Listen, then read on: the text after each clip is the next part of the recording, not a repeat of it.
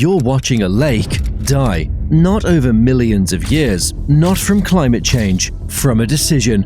A group of men in Moscow looked at the fourth largest lake on Earth and decided they didn't need it, so they drained it. This is the story of the Aral Sea. And before it's over, you'll see how a secret weapons lab ended up exposed to open air, how toxic dust from the lakebed has been found in glaciers thousands of miles away, and why the country that tried to fix the damage may have pulled off one of the most unlikely environmental comebacks of this century. It might be the most arrogant thing a government has ever done to this planet. To understand the scale of what was lost, you need to understand what the Aral Sea actually was. Sitting between Kazakhstan to the north and Uzbekistan to the south, it covered roughly 26,000 square miles. That's bigger than Sri Lanka, bigger than West Virginia. It was so large that cartographers debated whether to call it a sea or a lake, and sea won because of its sheer size. The Aral Sea was fed by two enormous rivers. The Amu Darya flowed in from the south, carrying snowmelt from the mountains of Afghanistan and Tajikistan.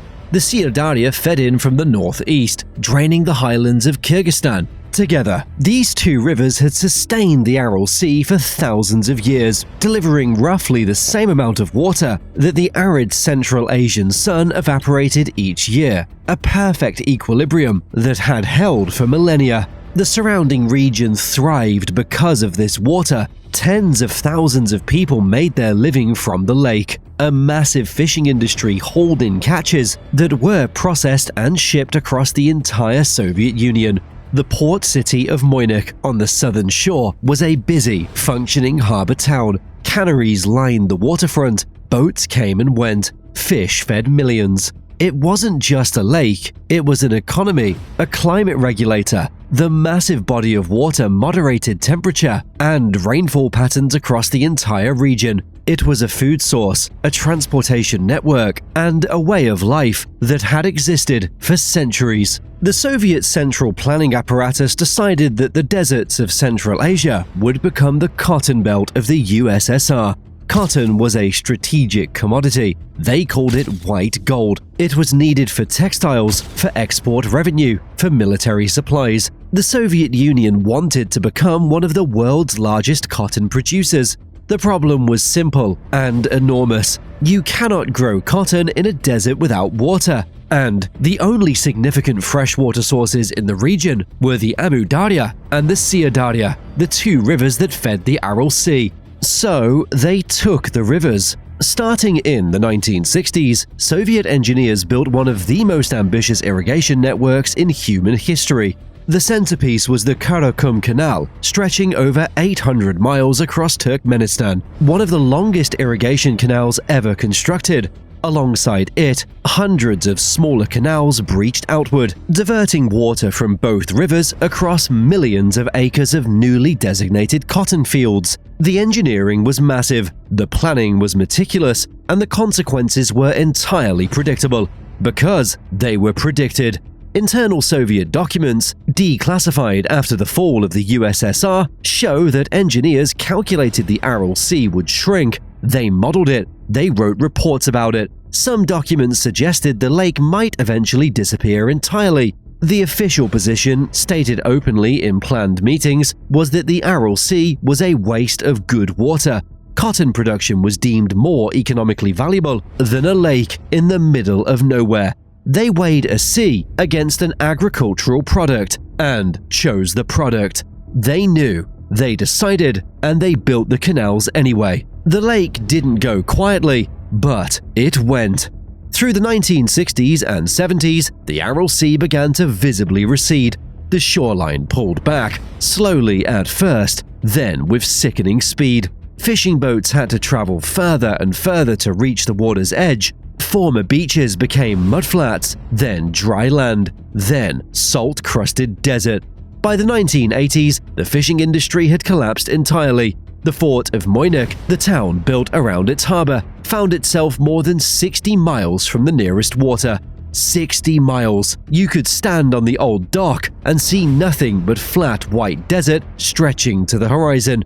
Let those images sit for a moment. These are ocean-going fishing vessels, massive steel ships built to haul commercial catches, stranded in the middle of a desert, rusted into the sand, tilted at angles. The water they once floated on is gone. It's not coming back.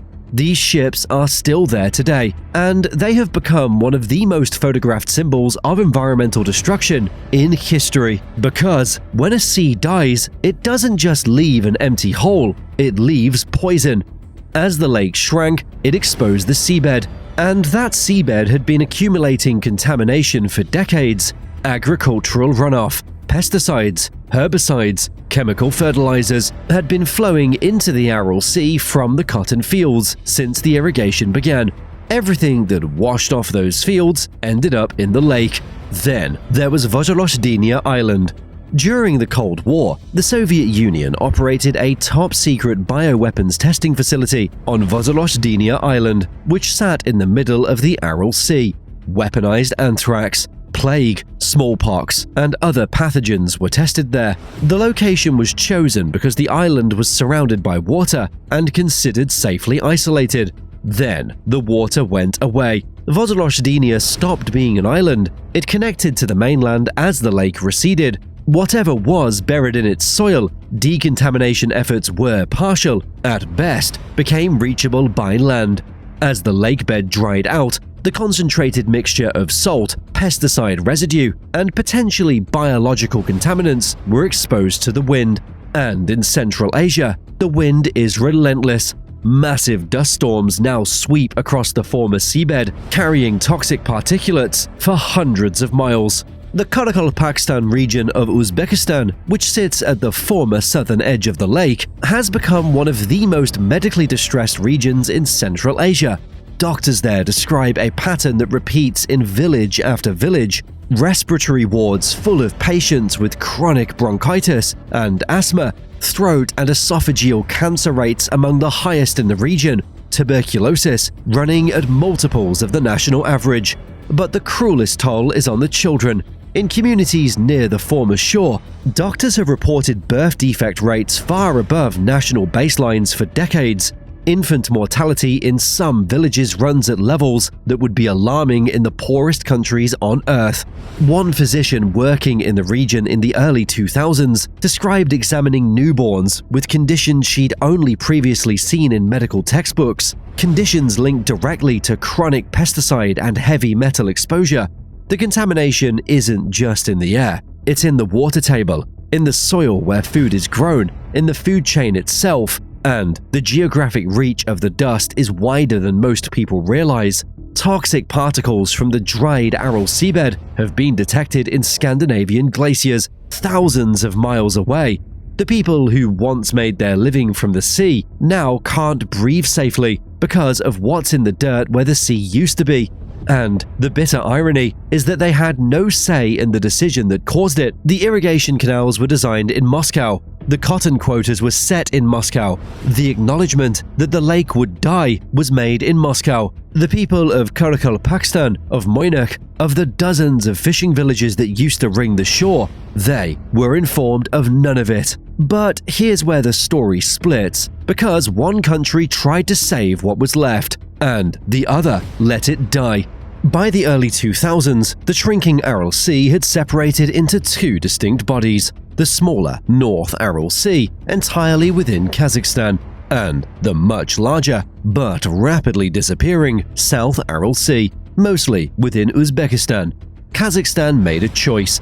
With funding from the World Bank, they built the Kok-Aral Dam in 2005. This concrete dam sealed off the strait connecting the two halves, trapping the incoming water from the Syr Darya in the northern basin. Instead of letting it drain southward into the dying southern lake, the gamble was that by concentrating the available water in a smaller area, they could bring one section back to life. It worked, and the speed of the recovery shocked even the optimists. Within 3 years, the water level rose by nearly 40 feet. Salinity dropped from levels that killed most aquatic life to concentrations that could support a functioning ecosystem. Fish species that had been locally extinct, pike, perch, carp, several species of flounder, returned. In Aralsk, the former northern port town that had watched its harbor dry up over 40 years, boats were back on the water. Not as many as before, not the same scale, but real, working boats bringing in real catches. It's not a full recovery. The North Aral is a fraction of the original sea's size, but fish swim in it, boats float on it, people earn a living from it. It is one of the most remarkable environmental comebacks of this century. The South Aral Sea is a different story entirely. Uzbekistan has been far slower to reduce irrigation diversions. The country's economy remains deeply dependent on cotton exports, and the political will to sacrifice agricultural output for environmental restoration has been limited. The southern portion of the Aral Sea has essentially ceased to exist as a functional body of water. In 2014, NASA satellite images confirmed what geologists had predicted. The eastern basin of the South Aral Sea had dried up completely. For the first time in modern history, there was no water where an entire sea used to be. The exposed lakebed is now called the Aral Desert, a desert that did not exist 60 years ago, covering roughly 15,000 square miles of toxic sand that generates dust storms reaching as far as the Arctic. A thin strip of water remains in the western basin, but it's too saline to support most aquatic life. It is, for all practical purposes, dead. There is one more detail, and it's the one that turns this from environmental disaster into something harder to forgive.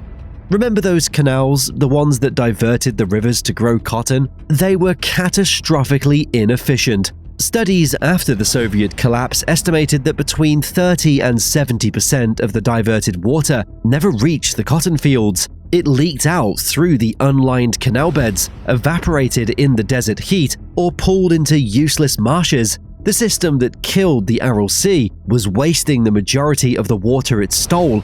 The lake wasn't sacrificed for cotton, it was sacrificed for cotton and waste. If the canals had been properly engineered, lined, sealed, maintained, a significant portion of the Aral Sea might have survived. But Soviet infrastructure priorities didn't include long-term maintenance of remote irrigation networks. The canals were built fast, built cheap, and built to meet production quotas. Everything after that was someone else's problem. And now, that someone else is the population of Central Asia. A UN Secretary-General, after visiting Moynak, called the shrinking of the Aral Sea one of the planet's worst environmental disasters. But what makes it uniquely horrifying isn't the scale, it's the intentionality. Earthquakes happen, tsunamis happen. The Aral Sea didn't happen. It was decided, planned, approved, and when the consequences arrived, the system that caused them had no mechanism for self-correction. Today, Kazakhstan's North Aral Sea recovery is expanding. International teams are planting drought-resistant vegetation across the Aral to reduce dust storms, but the South Aral Sea, in all likelihood, is gone forever. The water that filled it now irrigates cotton fields across 3 countries. The political and economic structures that depend on that irrigation are entrenched. The water isn't coming back. What remains is a desert that didn't exist when your grandparents were born, a handful of rusting ships half buried in salt, and a question nobody in Moscow ever had to answer. What gives you the right? If you ever want to see what happens when the opposite occurs, not humans destroying a place, but 33,000 people packing themselves into a single city block, with no government and no rules, the Kowloon Walled City video is right here. And subscribe if you want to keep going through the most disturbing places on Earth. There are a lot more of these coming.